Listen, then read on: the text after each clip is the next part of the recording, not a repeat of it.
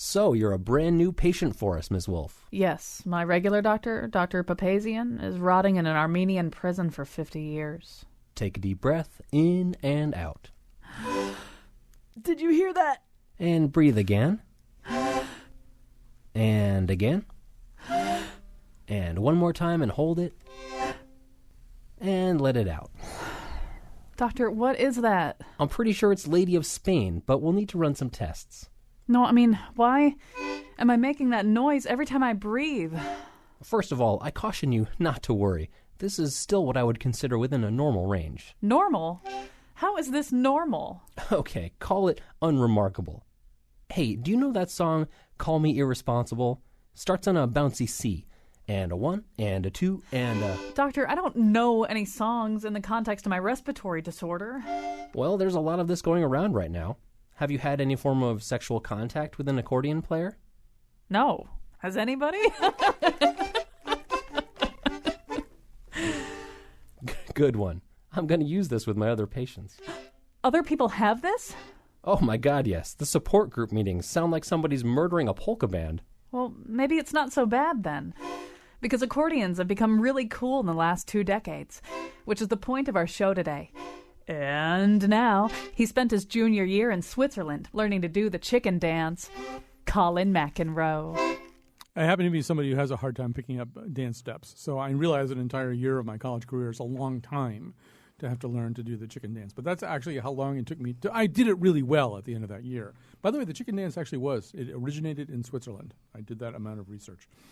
Unfortunately, after I got back 2 weeks later, I couldn't remember how to do it anymore. So I just don't have that mind for that kind of thing. All right, so we're going to talk about accordions today. And let me just tell you my sort of come to Jesus aperçu when the skies opened, and I realized how cool accordions were. Okay, because this is all about me, obviously. So no, it's like, I don't know, 2001, 2002. I'm in New York. I'm in a club called Fez, which I'm pretty sure doesn't exist anymore. Will, one of our guests, would know that, I think, but I think it's not there anymore. But anyway, and I'm there to see a band I really liked called Dave's True Story. And Dave's True Story were kind of like, they were sort of hipsters before there were hipsters. I mean, they sort of were one of the groups, I think, and part of the sort of maybe Brooklyn movement that started the style that really became hipsters. And so they were sort of these kind of jazz. It's hard to explain who or what they were like. But at a certain point, anyway, they brought out this accordionist whose name I think was Walter. And they just started adding the accordion to what they were doing. And I thought, wow, accordions are really cool. You know, and these people are the coolest people right now that I'm aware of on the planet, and they're working with accordionists. And then I sort of thought back, and I realized how much I'd been listening to accordions pretty much all my life. You just don't necessarily think about it that way. And I do think that Americans are accordion bigots. We're going to get at why that is today. But Americans, I mean, I can't tell you how many people, including like the person I live with, said, "You're doing a show about accordions?" And I said, "Yes, we're going to do a show about how cool accordions are and how if you lived anywhere else in the world, if you lived in Argentina, if you lived in Paris, if you lived in the Balkans, if you lived on the Texas-Mexico border, if you lived in New Orleans, you would know right away that accordions were cool and the people who played them were really good musicians. And we wouldn't even be having this conversation, but instead we're sitting here in the Northeast, and I have to explain, or my guests have to explain all over again how cool accordions are. Anyway, you will leave this show converted. Let me tell you who's here. Well, also, one of the other people who started us down this road is Will Holzhauser. I mean, as fate would have it, Will was available when we were in New Haven earlier this summer at the International Festival of Pancakes, Arts, and Ideas, and so he became our house band there in the lobby of the study on whatever, the Chapel Street in New Haven. And Will is the accordion player for Regina Carter, but for many other groups as well. And he has his own trio, Musette Explosion. We'll be talking about that and playing some of their work. Then we discovered, Wolfie got all involved in this show, and so she discovered Corey Pesaturo, a multiple award-winning accordion player from Rhode Island. He's here in studio with us. And Christine Crowder, an accordion player who specializes in klezmer and other Eastern European styles and is a member of the accordion, violin, viola trio, Bivolita. Bivolita? And Brian Slattery plays in that? He does, He's our dog, Brian Slattery. That's right. And it's Bivolitza. Bivolitza? That's Bivolitza. right. I didn't do a very good job of that, That's did okay. I? All right, so I scarce know where to begin, but I thought maybe just for starters, we could very quickly run through That's where we're going to begin. Thank you for reminding me. So a little bit later in the show, you're going to hear a short taped interview. It's actually an edited interview, and we'll have the full version of it on our website with James Fearnley, who's the accordionist for the Pogues. But we wanted you to hear one little part of this. This is actually from a book that he wrote, but he actually read it out loud to us. It's his description of his first real encounter with the accordion, when the accordion is delivered to him, I think, in a laundry bag by other members of the Pogues who want to recruit him into the band with the understanding that he must learn to play the accordion. And so he's thinking, what sort of beast is this? And so let's just hear this one little description. It needed straps. The only thing to hand was my dad's old scholar's tie, which are knotted round the metal fittings. I hoisted it up. It was lighter than I expected. I laughed at the gimcrackery of it, the fact that it was made mostly of wood and cardboard and held together by pins. It was basically a harmonica with keys attached. Opening the bellows revealed gold bookbinders edging, white cardboard, tucks of amber leather where the cardboard folded, and the bright metal corners of the veins. The grill was brazen filigree with tarnished wire cloth underneath. I loved the tawdry pearloid plastic of the keys. I made a 5-finger chord and dragged it open. The sound was luscious. It had the sonority of a mouth organ deepened by the wood and the bellows. It was succulent with vibration as the double voicing of the reeds got going, a slight dissonance undulating between them as the air passed through. That afternoon, the presentiment of a common destiny passed between the accordion and me.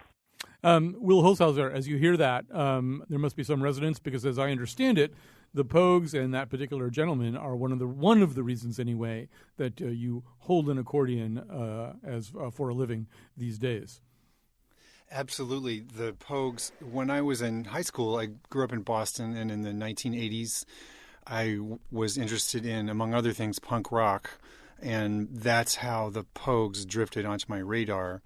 And I just loved their sound. I loved their music. I didn't think about it too much. I just loved it. And then a few years later, I was in college.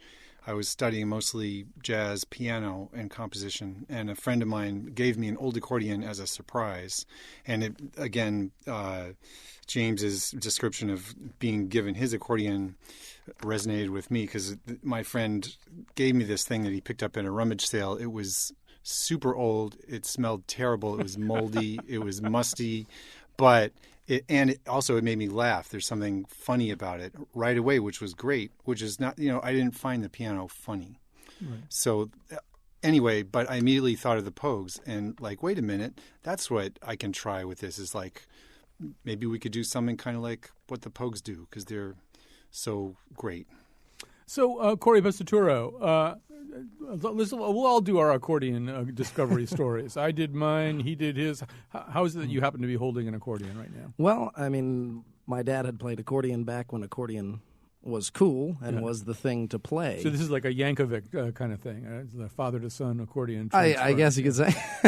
He quit for 40 years and then took it out when I was 9.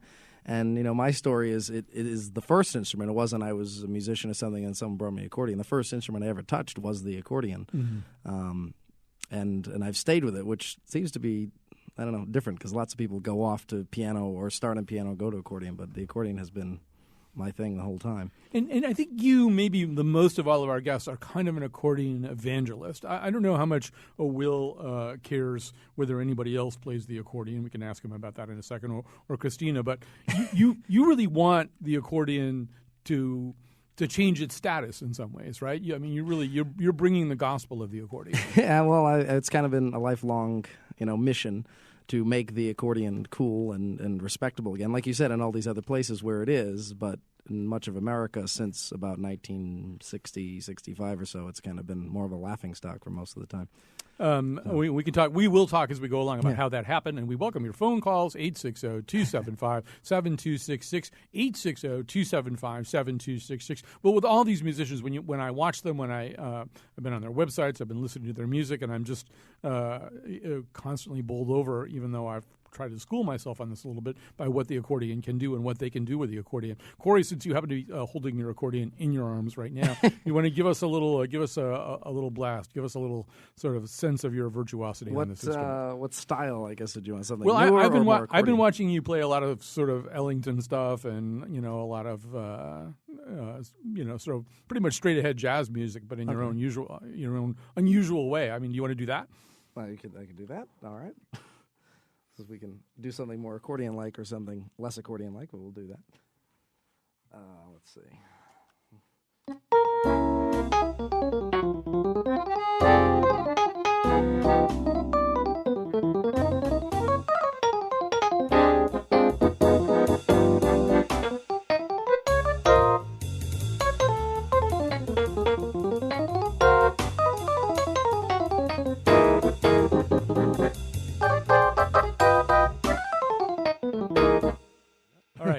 So that doesn't sound quite as much like an accordion as maybe Christine is going to sound in a few minutes when she picks it up. Explain what it is that's happening with your accordion. Well, it's on the right hand, and that I had a couple of electric pianos which were touch sensitive, along with the accordion sound, which was pulse sensitive, more like a normal accordion.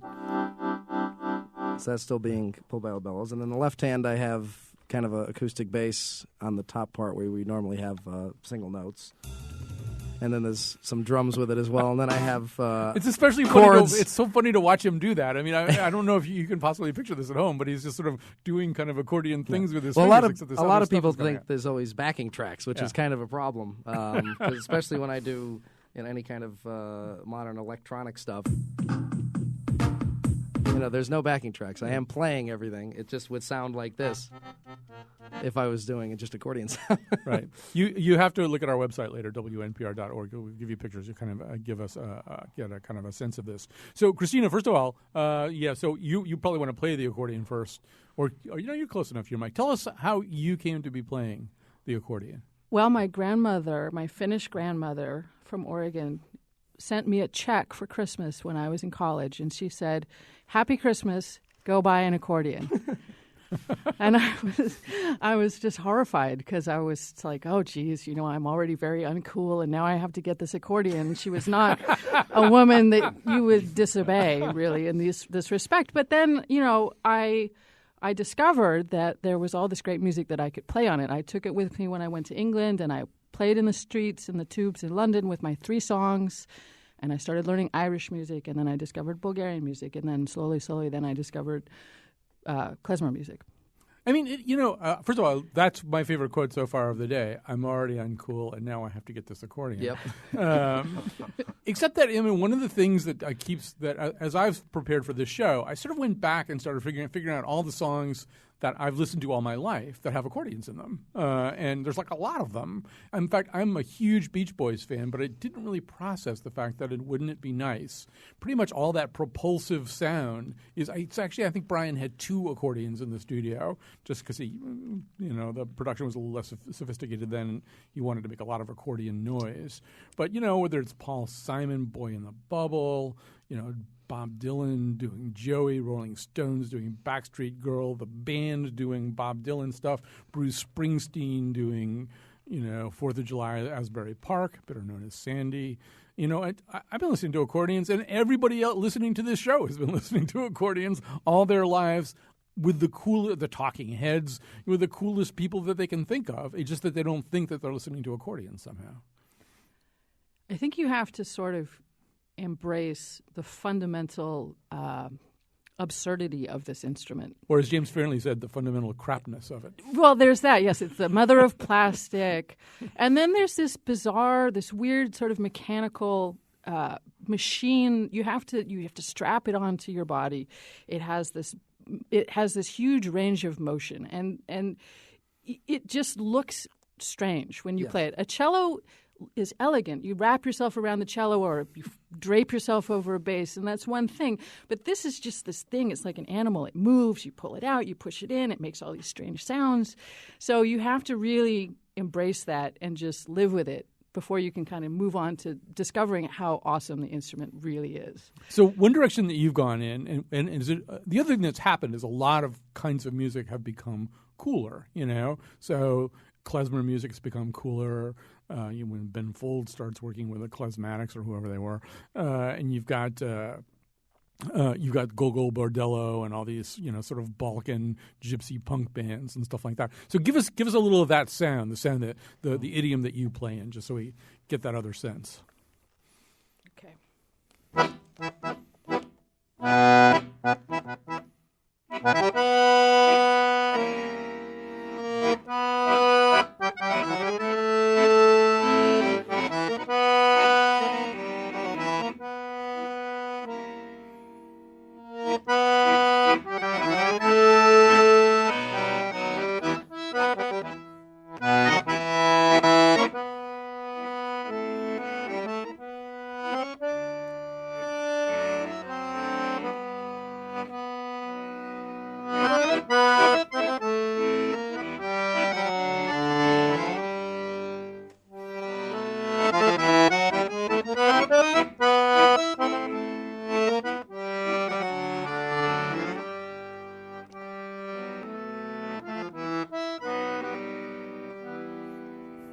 All right. I feel as though we should have cafe tables here and tiny cups of extremely strong and acrid coffee that we're drinking while this is all happening. So one of the things, and we'll talk more about the history and nature of the instrument a little bit later, but Will Holzhauser, one of the things that I'm aware of just listening to the two of them and having heard you play a lot the day you worked with us, and we're going to be playing some stuff from your upcoming CD in just a second, is this is kind of an instrument that, I mean, I guess you can't say that an instrument can do anything, but, it really can do a lot of things. It's not like a cello, and it's not like a tuba, and it's not even really like a piano, just in terms of the amount of things that it can do. And one of the things that I noticed that you do in your music, I mean, you play in a lot of different styles, but you really do kind of also take it into kind of a post-bop jazz sound at times. And I'm wondering, do you feel as though the instrument's kind of inviting you to experiment in a way maybe that another instrument wouldn't? Yeah, in a sense, because at least coming out of playing jazz, there haven't been as many jazz accordionists as there have, maybe jazz musicians on other instruments. So, and there's a sense of, as we discover all these kinds of music from around the world, discover for ourselves, that is, they've always been there for people who play them, but there's this feeling of possibility and openness. And to me, just the physicality of the sound, the way the overtones rub together, the way the richness of the bass notes, the different effects you can get with the reed settings from really low to really high. Oh, I didn't realize you had an accordion with you in there. I wasn't sure whether you actually had one with you. Yeah, okay. Accordionists always have that. Yeah. But it's, as you said, the instrument does. It's a great blender in terms of working with other people, and it's also a great sonic palette in terms of, creating something of your own. There's just a great, world of possibility, both in terms of like I was saying, the sonic, the physicality of the sound, and also the different things that you hear people around the world doing. And, the more I listen to accordionists from around the world, the more inspired I get to, you might hear an inflection or a sound or something like that makes you think, oh, I could do this a little differently, or I could try something like that. All right, so now that I know that you're armed and dangerous, give us like a little 60-second Will Holzhauser riff before we go into the Pogues interview. Okay, here's the tune I wrote called Department of Peace.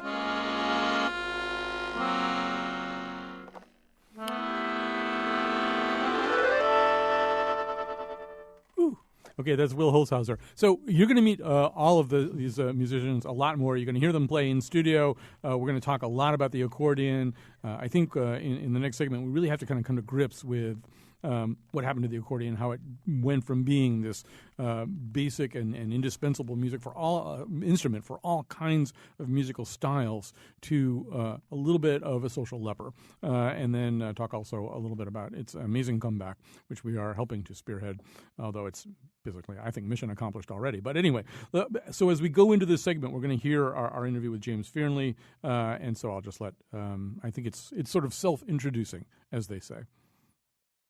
This is very exciting. James Fearnley is the accordion player for the Pogues and the author of the memoir Here Comes Everybody, the story of the Pogues. He's many other things besides, and we'll come to some of those things as we go along here, but we really want to talk to him, obviously, about his love and mastery of the accordion. Here in the U.S., for a long time, the accordion really was stigmatized and kind of reviled. And I don't think that's true in most of the world. I think if you go to Greece, if you go to Spain, God knows if you go to Argentina, if you go anywhere where there's a Zydeco kind of Cajun tradition, it's assumed that the accordion is kind of a virtuoso instrument. It's something that you have to be good to be able to play, and it's often the featured instrument. But for some reason, I think we can come up with a sociological explanation why in the U.S. that was not the case for many years. But I wasn't sure about the British Isles. Obviously, in Irish trad bands, they do play concertinas and accordions. So, but what was the reputation at the moment that you picked up an accordion?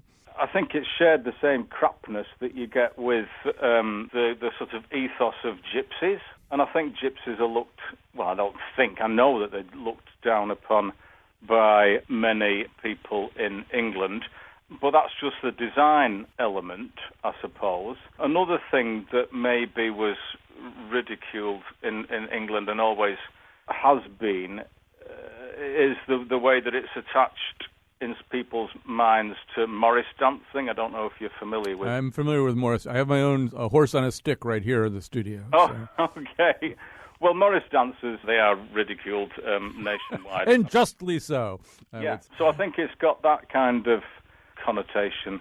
You know, the other thing that the accordion has, for good or ill, I think, but I think in your case for good, is sentiment. There's a sense of it's a very sentimental instrument. I think you could argue that any musical instrument in the right hands is a sentimental instrument. But there's something, and maybe this explains the actual preemptive decision by the Pogues that there was going to be an accordion, is that there's something emotive, naturally emotive about an accordion that goes a little farther, I think, than any musical instrument I can imagine.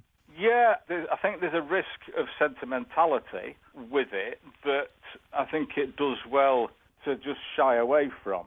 And that's where it works best, in that area before you get to sentimentality, where you do have the dissonance between, you can choose a dissonance between the reeds. I know that the French and I think Germans, but not quite so much, the French sound of accordion, there's the three reeds going a lot of the time, which is your kind of conventional Parisian, evokes Paris better than probably anything, apart from an onion,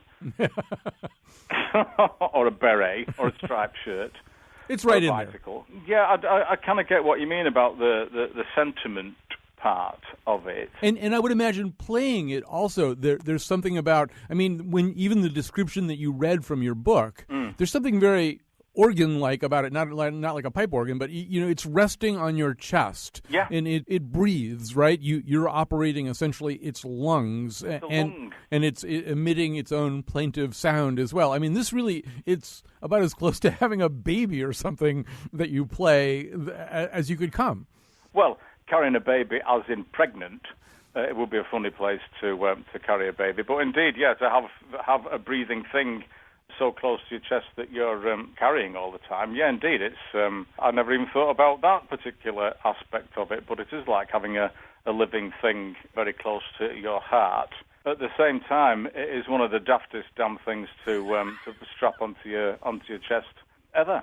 I'm trying to think of things that you strap onto your chest. There aren't that many anyway, but no, there aren't that many, and it's pretty daft. So the day you picked up a guitar, you had in your mind or were trying to get out of your mind, I don't know, Eric Clapton, Keith Richards, who knows, but when you pick up an accordion, when you picked up this accordion or your first accordion, you don't necessarily have weighing on your soul, this huge anxiety of influence, I would assume, about other accordion players, right? You're did you feel kind of free to make up your own accordion style because you couldn't name 200, you could name 200 guitarists probably, but you couldn't name, 2 or 3 accordionists probably on that day? No, in fact, probably none. None at all, I would say. I'm just trying to think if I would even known of Lawrence Welk at that time. I doubt it. Yeah. But because it's kind of like an empty canvas in a way, one of the first things I started to do on the accordion was to play hymn tunes, because with the bass you can do that stepping up through a triad that you can get in hymn tunes on the bass pedals. So I played Abide With Me first on the accordion. And then, I suppose, over the years, because it's been a matter of picking up what idioms there are floating around that I liked the sound of, and whatever fitted with what the Pogues were doing. Of course, I would have to go in an Irish direction. So I did start to listen to Irish music sort of more closely in order to get some of the fingering. I've still not got it down. But then to go towards brass section configurations as well, and even rhythms like on Stax or James Brown or Booker T and the MGs and stuff like that, just the chord structures and rhythms and the stabs. For me, it was a bit of a playground because I had nothing to head towards. So, James Fernley, one thing that we know around here is that accordions are occasionally the object of humor. And so there was a famous cartoon in America that showed the devil greeting somebody and saying... Oh, that's a Gary Larson. Gary Larson, welcome to hell, here's your accordion. Yeah. And to paraphrase a Frank Skinner joke, the definition of an optimist would be an accordionist with a pager. I hear that you've been trafficking in accordion jokes in your emails to one of our producers. So do you want to... Do you want to give us one? Terry Woods, the cittern player in the Pogues, said to me, James, do you know what the definition of a gentleman is? So I said, no. A gentleman is a man who can play the accordion but doesn't. Well, that's as good a place to end as any. James Fernley is the author of Here Comes Everybody, the story of the Pogues, a band in which he plays the accordion. We'll go out with a little of his fabulous playing. Thanks so much for joining us today. Yeah, nice to talk to you.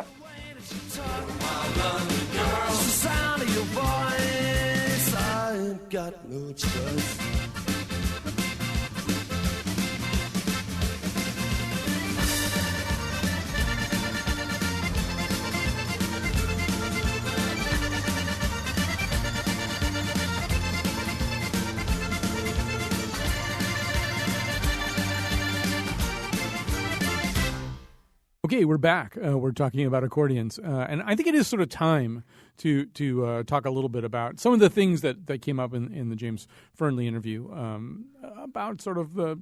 I mean, I've been dealing for days with accordion bigots, and some of them are people pretty close to me who just cannot imagine that accordions are cool. So, first of all, we're going to just do a little bit more work on trying to prove that to you, but also talk a little bit about where this bigotry comes from, how it arose. But maybe before we do that, because once again, I think the diversity and the versatility of the instrument is one of the things that people maybe even fail to understand if they're kind of grounded in some Lawrence Welk understanding of it. So, Corey Pescaduro, you want to give us like a little sort of club techno accordion demo here? Yeah. This is on accordion.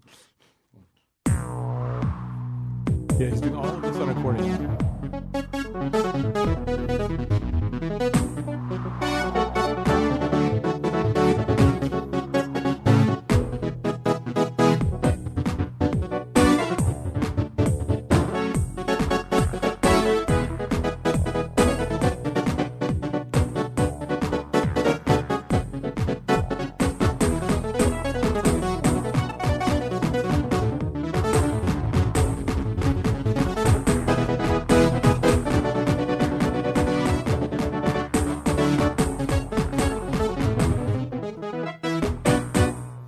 Right. Make it up. So let's talk a little bit about this, the stigma, and sort of where the stigma comes from. So one theory, okay, Will, there's a book called Squeeze This by Marianne Jacobson, in which you are mentioned, I think, in the introduction. She is the person who tried to really write a history of the accordion. We thought about having her on, but we've got 4 accordionists. I mean, where do we have time for a historian? But so one of the theories that she posits, and I'm going to let all of you react to it a little bit, but I'll start with you, Will, is that somehow or other the accordion wound up counterpoised to the rise of rock and roll. As not that the Rolling Stones and the Beatles and people like that didn't use accordions or at least open reed instruments, but somehow or other when it wasn't rock and roll, when it wasn't Elvis, when it wasn't Bill Haley and the Comets, it was like Lawrence Welk somehow or other and Myron Florin, and that this was just so far the opposite of rock and roll that it came to be seen as this kind of treacly enemy of rock and roll. And does that argument, you're way too young to have any direct experience of that, but does that argument make any sense to you, or do you have a different theory about how how the accordion got stigmatized? No, that theory makes perfect sense. And I think, I was not there in the 50s and 60s, but I was there in the aftermath, in the 70s and 80s of that idea of cool, the rock and roll idea of cool with, with maybe James Dean as the paragon of cool. And the accordion was not bad. The accordion, I think, during that time was seen as the good kid's instrument. You take lessons, you do what your parents tell you, you play the accordion. If you want to be a little bad and a little cool, then you play rock and roll and you play the guitar. Mm-hmm.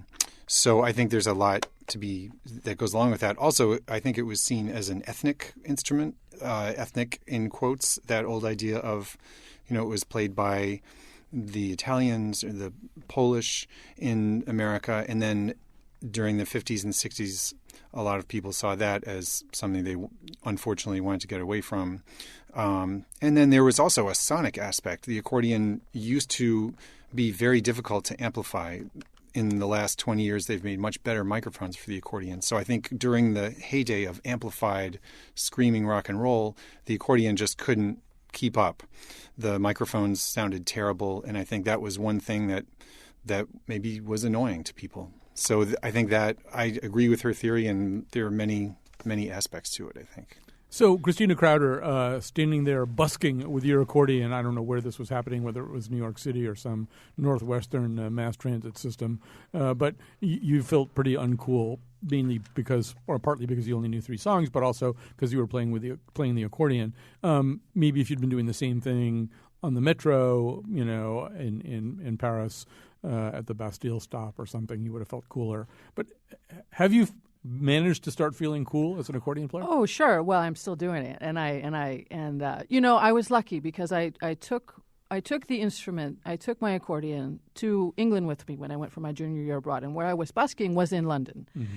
So I learned my tunes there, and then I got sucked into an Irish jam where these old guys gave me pints and sort of let me sit in with them and learn the tunes. And then I was off playing in Amsterdam, and I was off in Europe, and so I got over that feeling pretty quickly. And I would agree with Will about this, all of his points, the ethnicity, the baby boom generation turning away from the accordion.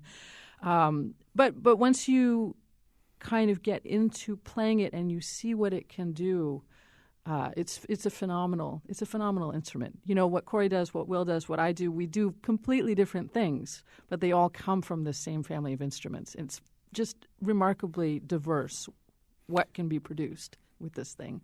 So, Corey, when I said the battle was won, I'm sort of thinking about the fact that, even 10 or 15 years ago, you had groups like Bare Naked Lady and They Might Be Giants, which were admittedly kind of crypto nerdy groups, but they're accordion. They use accordion. They and they feature accordion. REM after a while started doing a lot more accordion, and then you move on to like Arcade Fire and Beirut and the Decemberists. These are really dominant indie bands that are using a lot of accordion in their work and have featured players who are accordionists. And yet, you told me during the break you don't think the battle has been won yet. Well, it's that the accordion is. It's seen more It's definitely seen more. And Will, just to say, you kind of nailed it with everything I think you said. With that, in the '60s, it was like, well, if everybody was rebellious against their parents. Their parents are playing accordion, watching Lawrence Welk. I want to be cool, so I don't want to do whatever they, not do what they do. So that's don't play accordion. I'm going to play guitar, and that kind of hurt. For main thing, but I was saying, do you think it's back? Well, here's two things I was thinking about just during the break. Socially, in my generation, you just think 30 and under, who have not really been known to the accordion really because it's been vanished for a while since the 60s, 70s. If I go into a bar, I see a girl I like, I go talk to her, and what do you do? I play accordion. That is, I can tell you, it's always now. Even when I say I'm a 3-time world champion at it, it still is like, oh yeah, that's cool. Now, if I said I'm a 3-time world champion guitar player, they're going to call every one of their friends and say, you have to come meet this guy I just met at a bar. So socially, for the most part of my generation, it's interesting. Where 30 years ago it was like really bad. It's interesting, but it's still like, okay, accordion. The other thing, in terms of marketability, I have still never attained an agent. I've been looking for one forever, and every agent I've ever gone to, even David Foster's people, they've all said, wow, I've never heard anyone do on accordion what you're doing and what you're trying to do and the stuff you play and your achievements. It's amazing. It's just wow. Well, I don't know what to do with it, though, so sorry, it's not marketable right now in 2014. Good luck. That's horrible. That's what I've heard my whole life. So our number, if you, would like to go on a date with Corey Pesaturo, or if you'd like to be his agent, or anything like that, 860-275-7266. Why don't you just bring your phone and punch yourself up on YouTube and say, here I am at the whatever that thing is that I can't even pronounce the name of. Right. That you want. I mean, that should do it. But see, the negatives that's what's fueled me, and the reason I'm sitting here with a flamed accordion that has MIDI lights in it is, and I play modern music on it, is because at first when I was a kid, I was playing and I was realizing there's a couple of walls I've got to get. So every time I did something new, it still didn't work. I pushed it further, and I started playing electric accordion. Okay, this is not enough. It still doesn't look cool. So I skinned it with the flames. Okay, this isn't enough. So I went out and put lights in it, and this isn't enough. So now I'm going to do that. And I'm going to actually, I'm inventing a completely different shaped accordion because we've been talking about it. It is an awkward thing.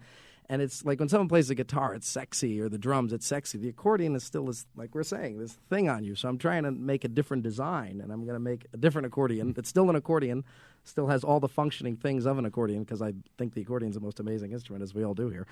All right, so we're going to take a little break here. Yeah. Christina Crowder is going to play us out into the break here. So all right. Just pick a little something, Christina, and get us into the next segment.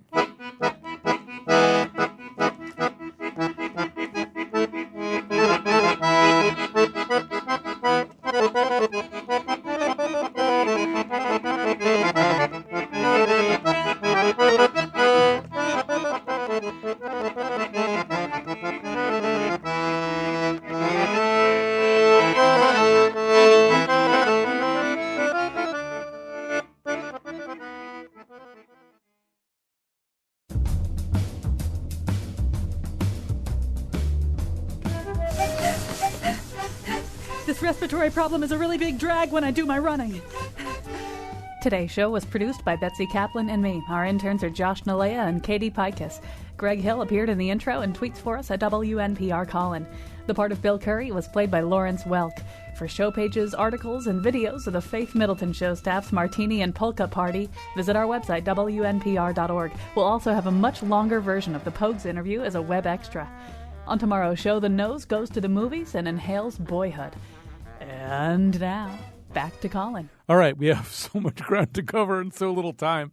Anyway, let me just tell you once again who's here. Corey Pesaturo, multiple international award-winning, international champion accordion player from Rhode Island, came up here today for this show. Christina Crowder, accordion player who specializes in klezmer and other Eastern European styles, and is a member of the accordion, violin, viola trio Bivolizza? I did that? That's okay, right. That's exactly right. Thank you. Will Holshouser is many things, including sometimes the house band of the Colin McEnroe Show. He's got his own trio called Musette Explosion. They've got a new CD coming out right at the end of the show today. We're going to be playing some of that CD for you. What's the CD called again? What's the new release called, Will? It's called Introducing Musette Explosion. All right. So one of the experiments that we're going to try to do here today, Kyone Wolf, every time we do something like this, she has to try to learn how to play whatever it is. And she's now, you've learned banjo, harmonica, ukulele, spoons. We've had her play all kinds of things.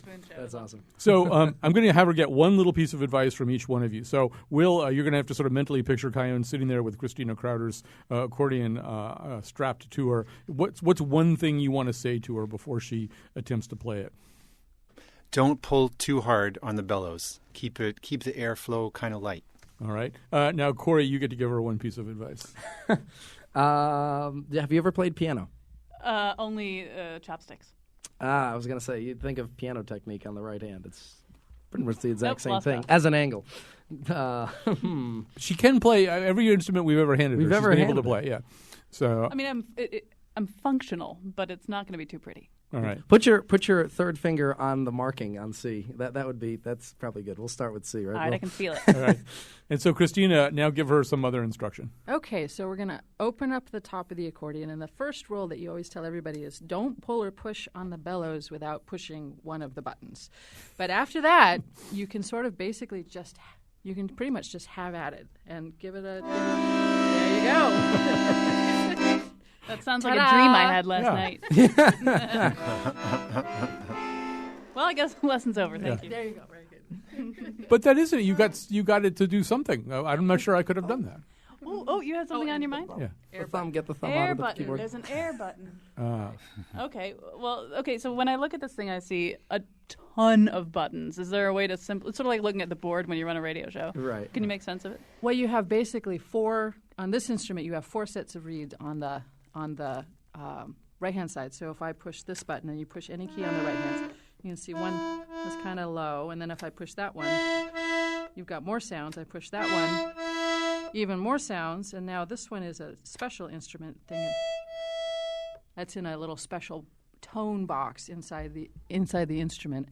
And so that gives you even more special sound. So kind of depending on what mood you want to create, like what Will was doing before with his composition, he's got these beautiful dissonant passages, and that all comes from the way that the reeds play with each other. And then the left hand is a very complicated mess that basically comes down to learning how to touch type.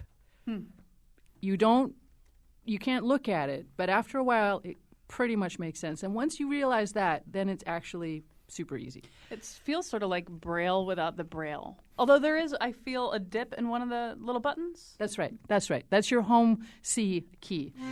And then everything in that one row that you can't see, but if I could explain it to you, all of the buttons in that one row have to do with C.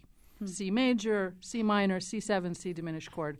And so you have this menu of options, and then the next row up is all about G. And then the next one's up is all about D. So if you know guitar chords, you've basically got every rock song ever made right at the tip of your fingers. And every hymn and every 3-chord wonder that you can think of is kind of all in the same little zone. So it's actually pretty easy. what we're going to let you do, I think, is jam with Corey. And I don't know whether Will's on a delay or not, whether that's going to work or not. Get it on, Will. So Corey, just start her off on something, and then she can. Could we press that button with the little indentation on it? We'll go from there. Yeah. We'll do like Mary Had a Little Lamb. Oh, sure. Start yeah. her on E. Oh, that's not bad. I'm doing That's it. Good. That's good. He's doing it. With the bellows. This is interesting. Will, you can jump in if you want to. Well, she's playing every note with the bellows instead of. Yeah. This is amazing.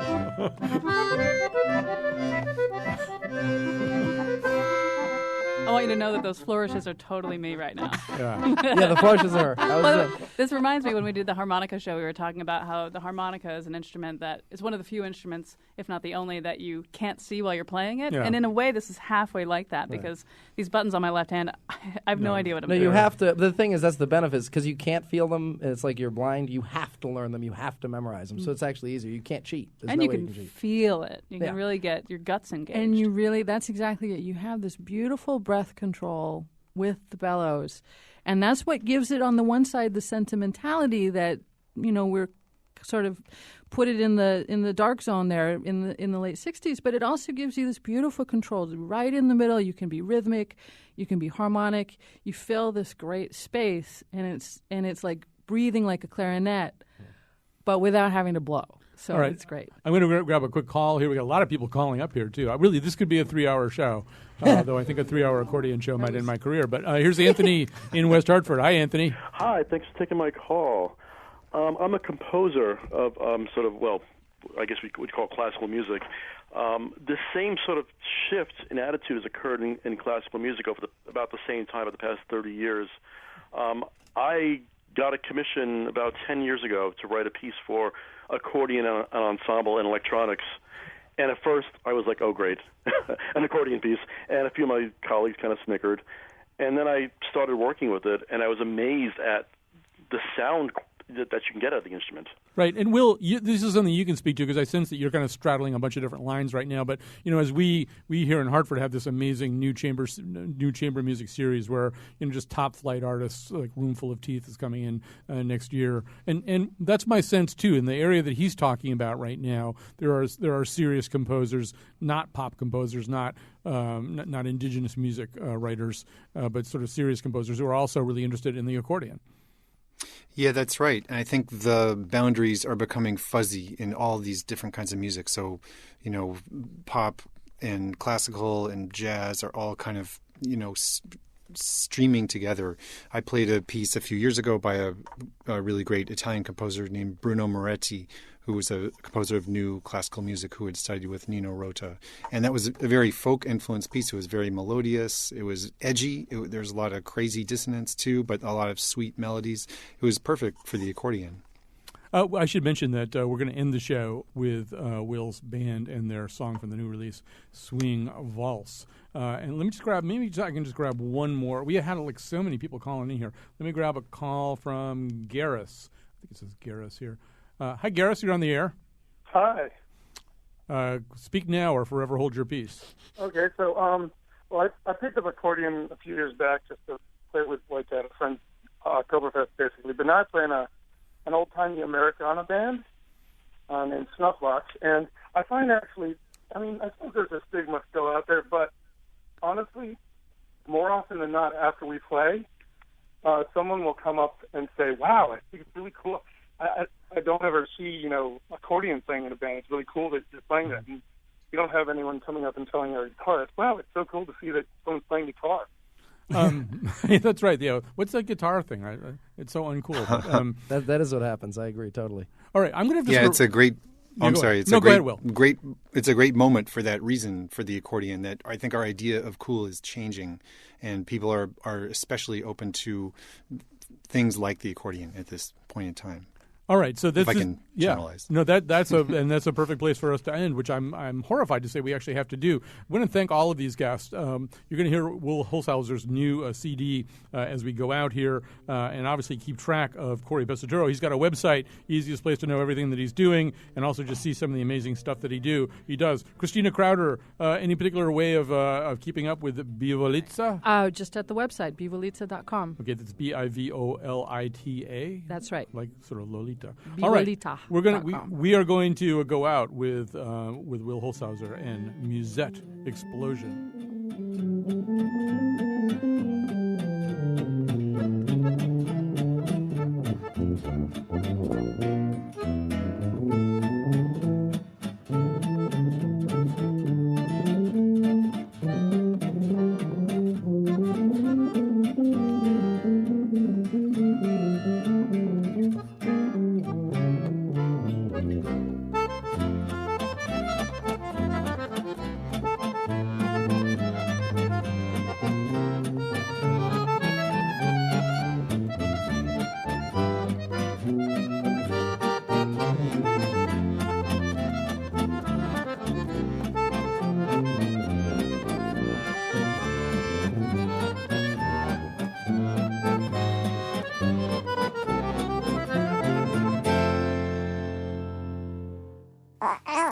Okay, I'm going to put you to sleep with a little lullaby from my accordion.